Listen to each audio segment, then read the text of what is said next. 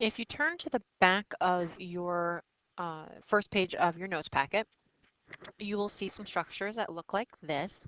And we're looking at the chloroplast. Because we're talking about photosynthesis here, we need to know the structure of the chloroplast a little bit more in detail. And we know that the chloroplast is made up of a couple of membranes. It has a double membrane, so we've got this outer membrane. There is an inner membrane. And then we've talked about these discs. I told you they kind of look like a stack of Mentos. And each one of them is called a thylakoid. Okay, so you can see these arrows are pointing to the individual discs. And the thylakoids are disc-like structures that are in a chloroplast. And they're important because of what they have inside of them. So you can see that they're green, and what makes a plant green is actually a pigment called chlorophyll, and it's a pigment that absorbs light. And being able to capture the light energy is going to be essential in being able to drive this process. Now, a stack of these thylakoids, you can see they look like a stack of Mentos, and the whole stack together is called a granum, and that's just a stack of thylakoids, so we can write that in there.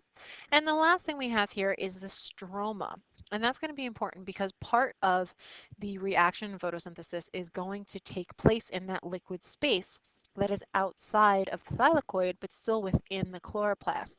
So photosynthesis is actually divided up into two different reactions. And if we look at the next diagram, we can see that. So if we looked at the overall structure, we have a chloroplast, kind of giant size here. We've got our light energy, and these green ovals, these light green ovals, are going to represent the thylakoids. Okay, so a whole stack of them would be granum. And in the thylakoids, we have what's called the light-dependent reactions that take place. Now, light dependent, it means it relies on that sunlight in order for it to happen. And I said that the other part of photosynthesis is going to take place in that liquid part outside of the thylakoids. That's the stroma. And the reaction here is called the Calvin cycle.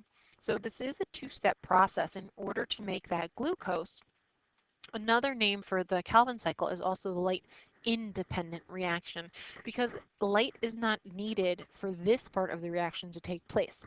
The light is actually captured in this light dependent reaction, and materials from this light dependent reaction are going to be used in the Calvin cycle. And you can see that it's a cycle, it's going to be continuous. Let's review this a little bit. If you take a look here, I want you to think about these structures. And then this whole thing should be the chloroplast. If we are looking at this structure here, what would that be? Should come up with the thylakoid. The liquid that's inside, you should have said the stroma. Let's look at this one right here. You would be correct in saying the granum. Inside the thylakoid, we're going to find chlorophyll. This part outside, this membrane outside, is simply the outer membrane. And then we have the last one here, would be the inner membrane. Now let's go back a little bit from the video before. And what is this a picture of? You should tell me ATP. And let's break this down. This structure right here, you should tell me is adenine. This pentagon would be ribose.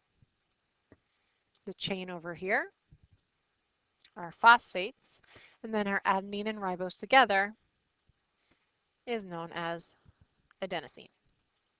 All right, you need to know all of those structures and the functions of each and how they work together in order for photosynthesis to occur.